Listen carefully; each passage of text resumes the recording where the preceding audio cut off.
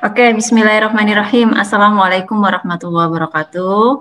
Buat teman-teman semuanya yang udah hadir ya di virtual meeting kita kali ini gitu ya. Kita mau ngobrol-ngobrol tentang buku.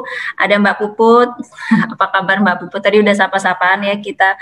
Kemudian ada Mbak Ariska, Mbak Indah juga makasih yang sudah membuka acara. Kemudian Mbak Alia sebagai moderator, juga sebagai saya berterima kasih banget dengan panitia yang udah mengundang kami bersama pada hari ini gitu ya. Hari ini kita akan membedah buku Bilik Hati Hawa gitu, dan kalau di background saya di atas tuh ada fotonya Mbak Puput, di bawah ada foto saya gitu. Jadi ini sebenarnya adalah kerja bareng antara saya sama Mbak Puput, tapi di sini kita boleh lah ya ngobrol-ngobrol lagi lebih dalam tentang Bilik Hati Hawa dari sisinya Mbak Puput gitu ya. Ini langsung interaktif aja ya Mbak Alia ya, gitu ya. Iya, Mbak. Oke. Yang pertama kita mau ngobrolin tuh tentang judulnya Mbak Puput. Kenapa sih kalau dari sisinya Mbak Puput, kenapa judulnya jadinya Bilik Hati Hawa gitu? Karena kalau aku yang menyampaikan gitu ya, atau saya yang menyampaikan, pasti akan berbeda dengan apa yang disampaikan oleh Mbak Puput gitu. Gimana Mbak Puput? Oh, aku yang ditanya nih. Mbak Lina, kenapa Bilik Hati Hawa? Karena ya apa ya, di balik hati seorang Hawa, Ciela, di balik kalau bilik itu kan lebih ke kamar ya, bilik kamar gitu. Nah ini ternyata hati itu ternyata punya ruang-ruang sendiri gitu. Kenapa dipakai bilik hati Hawa? Benar gak sih? Ya, benar, karena kita kaum Hawa ya. Ya dengar Mbak Puput, dengar. Ya. Halo. Halo, dengar Mbak Puput, teman-teman dengar kan ya? Ya. Oke, itu karena kita kaum Hawa ya Mbak Puput ya? Yes, Oke.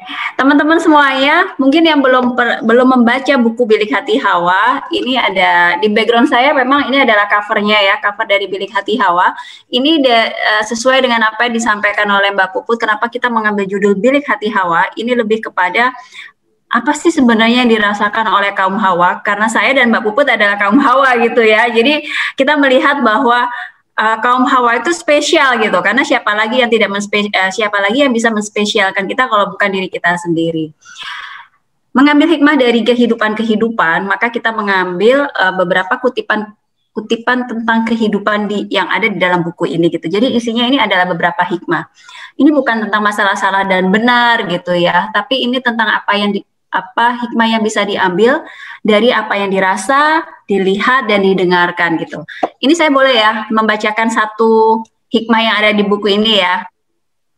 Oke. Saya bacakan untuk salah satu hikmah di halaman 27. Berapa kali kita memaksa Allah? Berapa kali kita mengatur Allah? Berapa kali kita mendikte Allah? Seakan semua yang kita pinta adalah kuasa yang tak terkalahkan. Sedangkan kita berulang kali mengakui bahwa kita hanya seorang hamba. Padahal seharusnya hamba itu sadar diri bahwa tugasnya hanyalah menghamba. Meminta tanpa pamrih, bertanya karena tak paham, menanti tanpa keluh kesah. Lalu kemanakah larinya kesadaran itu? Bila hati terus bergerak tak tentu, sedangkan akhlak tak kunjung menjadi benar. Nah, itu salah satu hikmah yang ada di buku Bilik Hati Hawa gitu. Nah, sebelumnya Mbak Alia, saya mau nanya, waktu saya berapa menit ya Mbak Alia?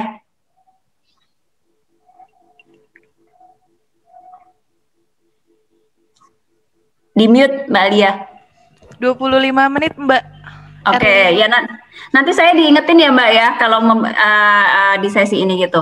Nah, di buku Bilik Hati Hawa sendiri, di sini banyak insight tentang kehidupan yang mungkin dirasakan juga oleh kaum Hawa yang lainnya.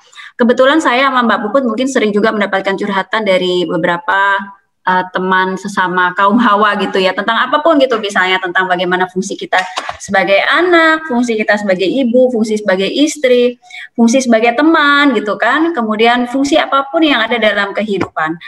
Apabila dilihat sebenarnya apa yang kami rasakan, mudah-mudahan ini adalah suara hati tentang bagaimana seorang manusia itu menghadapi lika-liku cerita kehidupan gitu ya.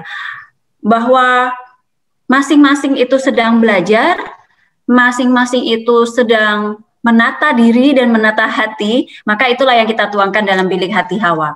Di buku ini sebenarnya kami tidak sedang mendikte, terutama saya juga tidak sedang mendikte, tapi tapi sebenarnya di buku ini adalah cermin untuk mengaca, cermin untuk mengingatkan gitu ya, cermin untuk bisa istilahnya menemani gitu, bahwa dalam kehidupan itu ya memang seperti itu gitu, bukan hanya masalah senang, bukan hanya masalah berhasil, bukan hanya masalah sukses, tapi dalam sebuah kehidupan itu semuanya adalah utuh di mana kita tidak boleh membenci satu situasi yang memang tidak kita harapkan, karena bisa jadi situasi yang kita benci itu adalah sebuah cerita lain yang suatu saat insya Allah itu akan menguatkan kita. Tapi dalam prosesnya di buku Bilik Hati Hawa itu kami mengajak untuk ya udah diterima aja dulu gitu, tanpa sibuk untuk menganalisa apapun gitu, karena kembali lagi kepada fitrah bahwa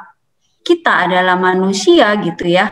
Ya memang kadang-kadang nggak bisa ngatur apapun di dalam kehidupan ini gitu. Yang bisa dilakukan adalah ikhtiar, yang bisa dilakukan adalah memantaskan diri gitu ya, memantaskan diri untuk meminta, memohon, menanti, menerima yang seperti itu gitu. Ada juga satu kutipan di sini itu ini tentang ujian-ujian kehidupan juga ada ya, bagaimana hikmah dalam menghadapi kehidupan gitu ya. Kayak Mbak Puput itu menuliskan ada satu hikmah yang seperti ini. Allah membantu menghapus kesalahan kita melalui ujian-ujian kepayahan. Itu karena Allah Maha Penyayang. Allah tidak akan membiarkan diri kita berakhir dengan penuh noda hitam gitu. Nah, itu kan satu kutipan yang sebenarnya kalau kita baca pada saat itu, wah ini kata-katanya menginspirasi banget ya, menguatkan banget ya buat aku yang baca gitu. Padahal bisa jadi yang menulis pun sedang butuh untuk dikuatkan gitu. Jadi ini adalah sebuah proses kejujuran gitu, bahwa kalau toh kami menulis bukan berarti menggurui, kalau toh kami menulis bukan berarti kami selesai menghadapi kehidupan ini, karena memang tidak pernah selesai ya, sampai memang usia itu sudah tidak ada lagi gitu. Nah, di Bilik Hati Hawa kami pun berharap bahwa melalui sebuah tulisan gitu ya, kita satu dengan yang lain bisa saling menyembuhkan dan menguatkan gitu. Karena tadi sudah disampaikan oleh Mbak Lia, kalau saya secara pribadi memang menulis sekitar 4 tahun yang lalu gitu ya.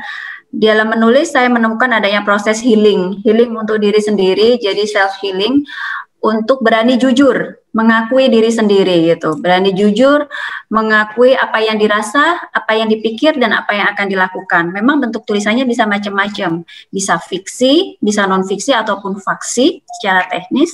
Namun dalam sebuah proses penulisan saya menemukan ataupun saya merasakan bahwa yaitu tadi, menemui sebuah kejujuran itu memang butuh keberanian yang luar biasa gitu kan, karena kadang-kadang ya, terutama saya belajar dari diri saya pribadi, melihat keluar tuh lebih mudah daripada melihat ke dalam gitu. Jadi pura-pura kuat itu gampang daripada mengakui kalau diri itu lemah gitu. Bahasanya seperti itu gitu.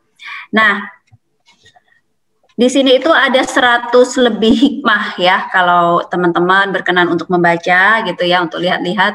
Memang kita tulis dengan model tulisan yang ringan aja, walaupun isinya kalau didalemin wah berat banget gitu, tapi model tulisannya kenapa hikmah? Karena kan nggak semua orang itu suka membaca ya buku-buku yang tebal, novel yang tebal gitu. Nah, karena niatnya ingin berbagi, ya udah gimana sih kita itu berbagi hikmah lewat bentuknya kayak quotes gitu. Nah, itu bisa kayak diingat aja gitu, misalnya oh ini satu quotes nih kayak bagus banget nih buat aku kayak gitu ya. Wah ini cocok banget nih sama suasana hati saat ini misalnya kayak gitu. Itu yang diharapkan gitu dari buku Bilik Hati Hawa gitu. Dalam proses pembuatan ini saya membantu juga proses editingnya gitu. Di proses editing itu malah saya juga belajar banyak hal, seperti membaca lagi tulisan-tulisan termasuk tulisan saya dan Mbak Puput gitu kan, untuk itu tadi yang saya bilang seperti cermin. Jadi saya ngerasa, wah aku pernah ya mikir kayak gini gitu ya. Oh, kayak begini toh ternyata. Ah, masa bener sih yang kayak gitu. Nah, yang seperti itu. Jadi kita kayak ketemu dengan sebuah cermin yang kayak mengingatkan gitu, membersihkan dan lain sebagainya. Makanya di awal tadi saya bilang ini bukan masalah salah dan benar gitu, karena di luar dari salah dan benar itu ya kita akan ketemu dengan sebuah, kalau saya sih mengartikan di luar salah dan benar kita akan ketemu dengan sebuah kejujuran diri. Di dalam kejujuran diri, insya Allah kita akan semakin kenal diri kita masing-masing gitu. Dan kalau misalnya kita semakin kenal diri kita, insya Allah kita kenal dengan Allah. Kalau saya menghikmai buku dari Bilik Hati Hawa itu seperti itu gitu Mbak. Nah, buat teman-teman yang berniat untuk membaca gitu ya, boleh menghubungi kami gitu ya. Dan hasil dari penjualan buku ini tuh sebenarnya kita donasikan kepada salah satu yayasan yang salah satunya Mbak Puput juga sebagai ininya ya, pengasuhnya di sana gitu ya. Kami menulis memang niatnya insya Allah benar-benar untuk berbagi lillahi ta'ala gitu. Semoga Allah ridho dari sebuah karya yang sangat, mungkin ini kecil sekali gitu ya, sangat sederhana gitu. Tapi mudah-mudahan ini bisa menjadi sebuah jalan amal kebaikan gitu ya, entah sampai kapan gitu. Itu sebenarnya yang ingin saya sampaikan dari Bilik Hati Hawa. Dibacanya, kalau buku Bilik Hati Hawa kayaknya nggak butuh waktu 1 hari udah selesai gitu. Ini total ada 153 halaman, 153 halaman. Kalau yang di awal itu kita melihatnya, kalau dibaca bicaranya tentang jangan bersedih. Kayak bahasanya itu sudah membahas tentang jangan bersedih gitu. Padahal manusia kadang memang bersedih gitu ya. Dan sebenarnya fitrah manusia ya memang sedih. Tapi di Tahzan itu kita diajari bahwa ya sedih ya secukupnya gitu. Sama seperti kita gembira ya secukupnya, nggak boleh yang berlebih-lebihan gitu. Dan bagaimana kita menghadapi luka dalam kehidupan, bagaimana kita menghadapi duka dalam kehidupan, bagaimanapun kita, bagaimana juga kita mensyukuri atas nikmat-nikmat yang sebenarnya disadari atau tidak sadari itu sangat berlimpah gitu dalam kehidupan kita. Cuman kadang mata tidak cukup cerdas untuk bisa menangkap semua kenikmatan-kenikmatan itu, atau hati terlalu serakah ya untuk melihat kebahagiaan-kebahagiaan tuh pengennya selalu digenggam terus gitu. Nah, di Bilik Hati Hawa insya Allah lengkap gitu yang ada di sana gitu semuanya, dan mudah-mudahan ini benar-benar bisa menjadi inspirasi, bisa jadi kado kecil lah buat kaum Hawa gitu. Dan itu tadi yang saya sampaikan, siapa yang bisa menghargai kita kalau bukan diri kita sendiri, siapa yang bisa menyayangi kita kalau bukan diri kita sendiri, siapa yang bisa menguatkan kita kalau bukan diri kita sendiri, karena di dalam diri kita akan selalu ada Allah yang menemani gitu. Itu sebenarnya yang ingin saya sampaikan untuk membedah buku Bilik Hati Hawa. Waktunya masih ada Mbak Tia? Masih Mbak Erlina, masih berapa menit? Loh, masih. Udah 25 menit ya? Oh, udah 25 menit ya? Kayaknya udah sekitar 20 menit lebih ya. Tapi di sini masih 5 menit lagi untuk... Oh, masih ada 5 menit lagi. Oke. Mungkin sedikit saya ceritakan tentang proses pembuatan buku ya gitu. Memang saya yang mengajak Mbak Puput untuk bikin buku awalnya. Waktu itu kita mau bikin buku tentang ibu gitu, karena kita sama-sama punya pengalaman menjadi seorang itu kayak gimana gitu ya. Waktu itu seperti itu. Tapi akhirnya qadarullah tidak terlaksana. Nah, proses bikin buku ini sebenarnya sangat simpel sekali gitu ya. Jadi bagi siapapun yang ingin bikin buku sebenarnya tidak serumit yang kita bayangkan gitu. Kami sepakat untuk mengumpulkan quotes-quotes ataupun hikmah-hikmah yang sering kita tulis. Jadi di sosial media dan lain sebagainya, kalau teman-teman follow Mbak Puput sering banget men-sharing tentang quotes ataupun hikmah yang beliau tulis gitu. Nah, dari di situ itu kita kumpulkan, terus kita kumpulkan diskusinya cuma lewat WhatsApp. Mbak gini, oke begini. Ayo Mbak setor lagi kurang dikit. Oke, kalau Mbak Puput sibuk saya bilang, oke aku cari sendiri ya yang begini ya begini. Jadi seperti itu kerjasamanya gitu. Karena apabila kita mau bikin sebuah kerjasama sih kita melihat, ayo dijalankan dengan happy, dibikin simple dan nggak usah nge-push salah satu. Kan kadang-kadang gitu, aku nggak pernah bisa nulis, aku nggak, kalau ada dogma-dogma seperti itu akhirnya kan nggak jalan-jalan. Jadi kerjasama yang seperti itu, kemudian saya mengumpulkan tulisan-tulisan Mbak Puput, saya jadikan satu dengan tulisan-tulisan saya. Nah, di situ itu memang perlu adanya harmonisasi tulisan. Misalnya, oke, Mbak Puput yang tulisan yang pertama, quotes yang pertama bicara tentang kesedihan. Berarti saya juga cari tulisan saya tentang kesedihan. Jadi biar match gitu ya, biar seirama.